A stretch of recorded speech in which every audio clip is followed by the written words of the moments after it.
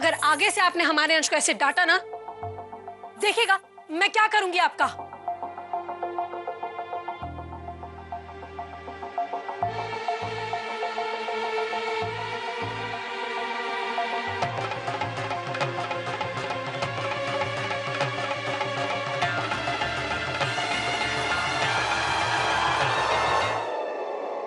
कितना उदास हो गया बेचारा। आपने सबके सामने उसको ऐसे डांट दिया तो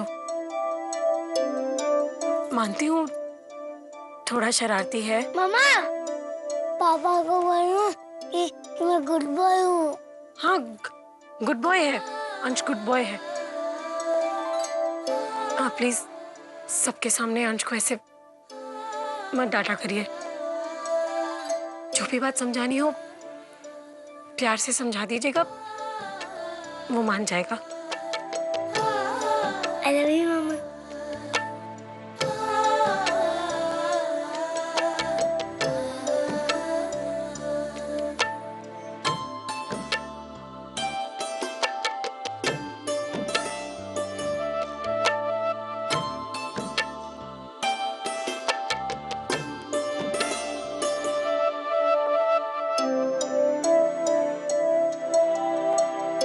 देखा, डांट दिया मैंने तुम्हारे नए पापा को। अब तो आगे से कोई शरारत नहीं करोगे ना? लेकिन उन्होंने मुझे सॉरी कहा ही नहीं।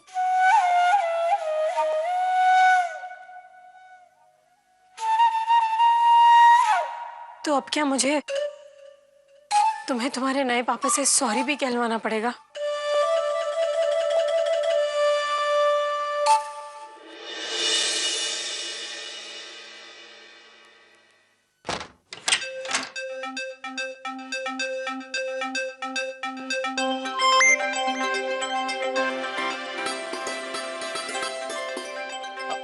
अरे अरे अरे, ये क्या कर रही हो तुम? घर में इतने सारे गेस्ट हैं, कोई मिलने आ गया तो? और मेरी बीवी पे सिर्फ मेरा ही हक बनता है। पागल, तुम्हारा दिमाग भी ना सिर्फ एक ही ट्रैक पे जाता है। मुझे गर्मी हो रही थी इसलिए पल्लू निकाला। वैसे भी इतनी हैवी साड़ी पहनने की आदत नहीं है ना मुझे। फिर तो ठीक है। प्रतीक, हाँ? आज मैंने पहली बार कुछ अपने हाथों से बनाया, वो भी खीर जैसी कॉम्प्लिकेटेड डिश। कैसी बनी थी? बहुत अच्छी बनी थी, सच में। मैंने ऐसी खीर अपनी जिंदगी में कभी नहीं खाई। बिल्कुल तुम्हारी तरह मीठी थी।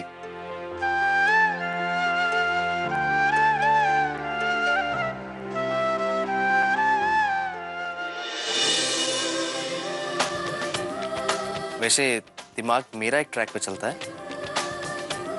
इरादे तो मुझे तुम्हारे ठीक नहीं लग रहे।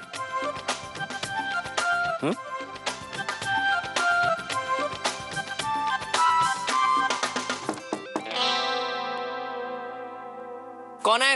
अरे छोटे, 11:30 बज गए, मीटिंग में नहीं जाना है क्या? जी भैया, आ रहा हूं ना। अब मैं तैयार हो रहा हूं।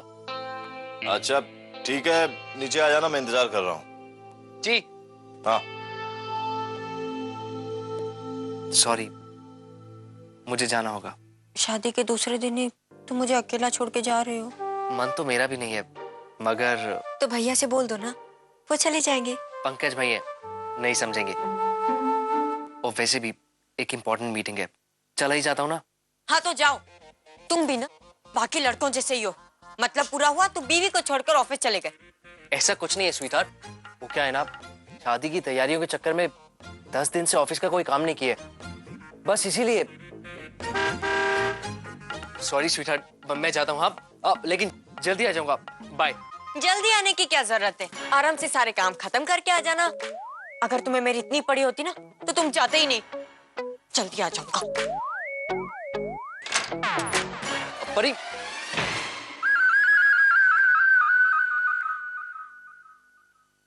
शादी के बाद ऐसा ही होता है।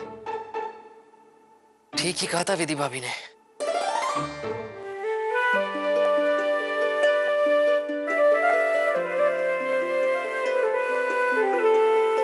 भाभी, ये ठीक कटे है ना? एकदम सही काटे। घर में सबको ऐसे ही पसंद है।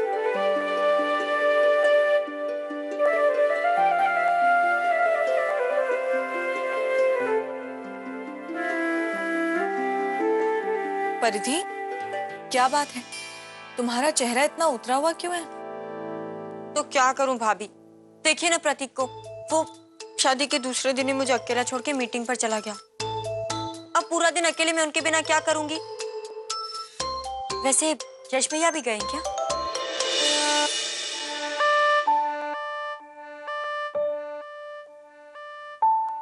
हाँ, वो भी जा ही रहे होंगे। मैंने इनको सुना था यश भैया से कुछ मीटिंग के बारे में बात करते हुए।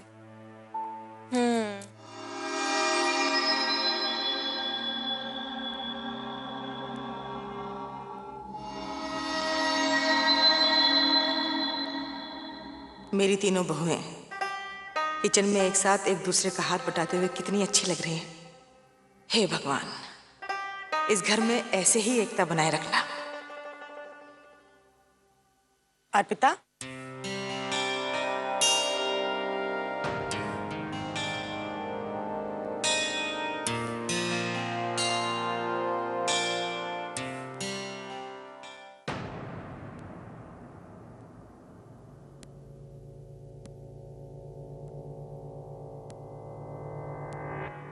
जी जी मम्मी जी। अब यही तुम्हारा नाम है बहू, अर्पिता। आदत डाल लो।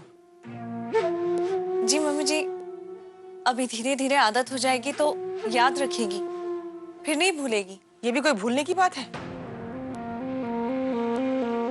लो, इस घर की गर्म लू तो फिर से चलने लगी। खैर, मैं ये कहने आई थी,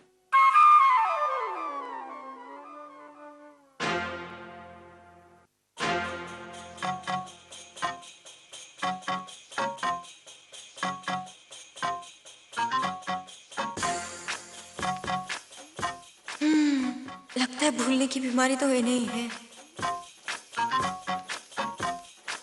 क्या बात है मम्मी जी? क्या क्या बात है? और ऐसे क्या देख रही हो तुम मुझे?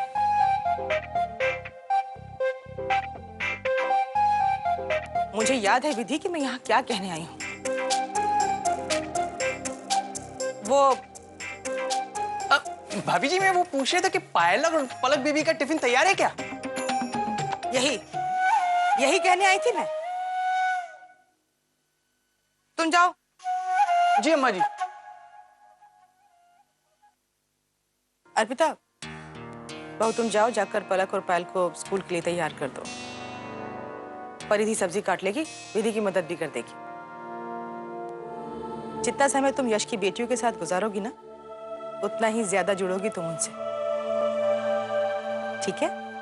जाओ। और सुनो, आज तक पलक और पायल हमेशा स्कूल के लिए लेट ही होते रहे, पर मैं आज से उम्मीद करती हूँ तुम्हारे आने के बाद अब वो कभी स्कूल के लिए लेट नहीं होंगे।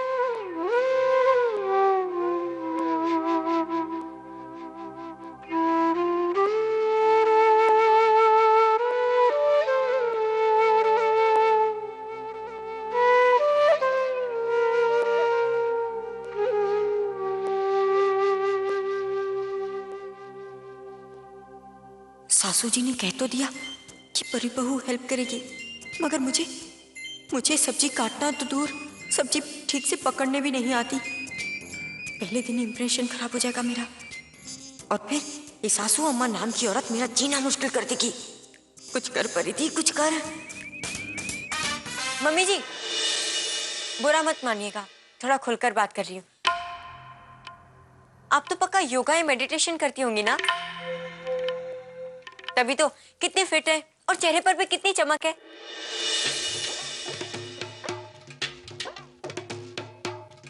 अरे नहीं नहीं, कहाँ योगा होगा, बस यूं ही घर के कामकाज में भागदौड़ हो जाती है। मेरा तो वजन जैसा है वैसा ही है। अब तो खैर उम्र भी हो गई है। उम्र? आपके रूम में पक्का आईना नहीं होगा। नहीं, आईना तो है। हाँ तो फिर पक्का आप अपने आप को आईने में देखती नहीं होंगी। अरे आपको देख के कौन कहेगा कि आप 3-3 जवान बेटों की माँ है, जहाँ 4-4 बच्चों की दादी माँ है। सच में आपने बहुत अच्छा मेंटेन करके रखा है, कसम से। विधि भाभी से पूछ लीजिए, है ना भाभी? हाँ हाँ, बिल्कुल ठीक कह रही हो तुम। चलिए मम्मी जी, मैं आपको योगा के 2-3 आसन सिखाती हूँ। अरे नहीं नहीं, इसकी कोई जरूरत नहीं है। जरूरत? अरे पूरी फैमिली की जिम्मेदारी आपने ले रखी है, कभी कभी तो टायर्डनेस होती होगी ना। चलिए मैं आपको 2-3 आसन सिखाती हूँ, अपने आप को मेंटेन करने के लिए आप वो करते रहिएगा। चलिए प्लीज मना मत कीजिएगा।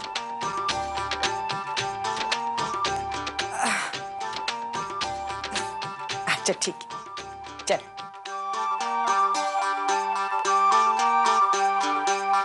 उफ, बच गई। घर के कामों से बचने में मेरा दिमाग कुछ ज्यादा ही चलता है। सॉरी आरती भाभी, आप नहीं बच पाई।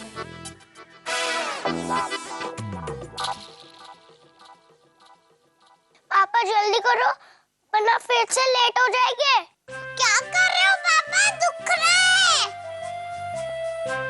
एक मिनट।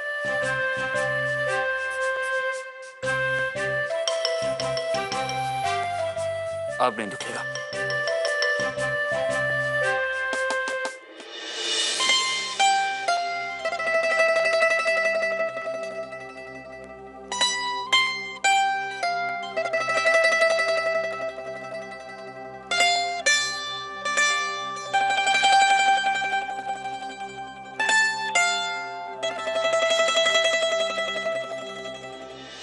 आप रहने दीजिए, आज मैं इन्हें स्कूल के लिए तैयार कर देती हूँ।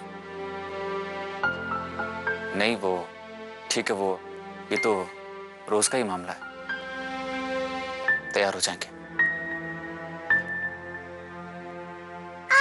रहने दीजिए, मैंने कहा ना मैं तैयार कर देती हूँ। और वैसे भी गीले बालों में ब्रश नहीं करते, बाल और उलझ जाते हैं।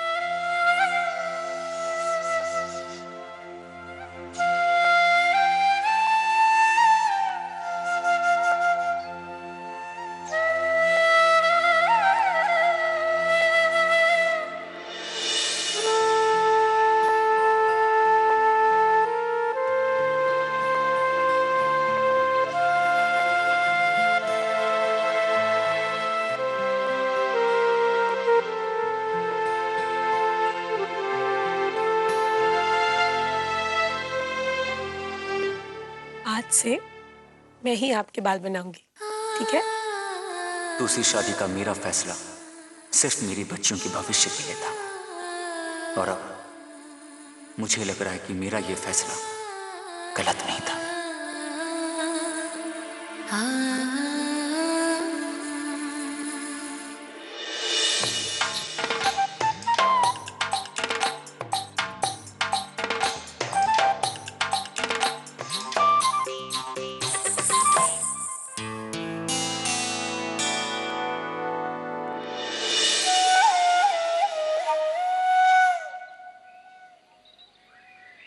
ये यश कहाँ रह गया होगा?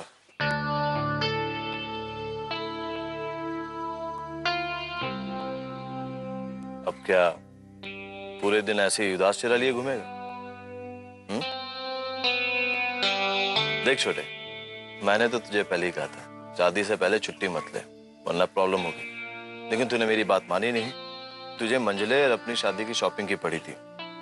देख अब मीटिंग में तो जाना ही होगा, आखिर नवाब फैमिली की शादी का मामला जो है। ये ले, यश भी आ गया।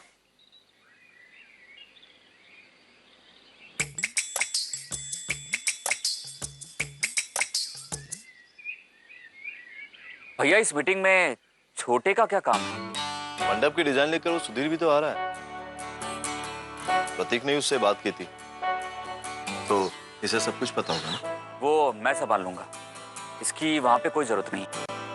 लेकिन यश तुझे तो वो भैया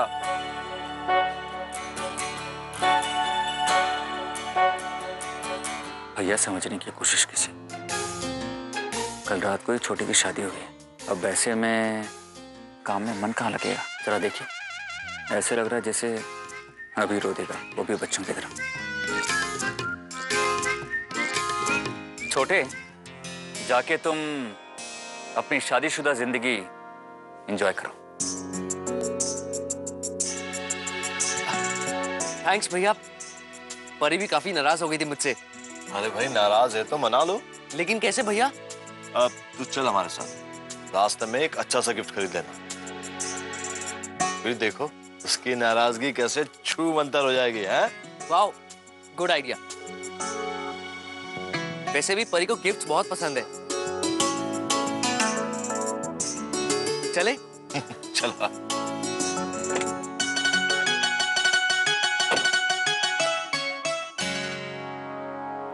नाराज तो मुझसे भी है कोई, जिसे मनाना होगा। अंश को भी स्कूल भिजवाना था। पलक और पायल का स्कूल कहाँ पर है? ईदगाह हिल्स में। और वो अंश का? जवाहर चौक मेन रोड के बिल्कुल पीछे। मतलब दोनों स्कूल शहर की विपरीत दिशा में है। और अगर अंश को स्कूल छोड़ना भी है तो ड्राइवर पहले बच्चों को स्कूल छोड़ेगा और उसके बाद अंश को स्कूल छोड़ेगा। ठीक रहेगा ना बहू? पुनर्विवाह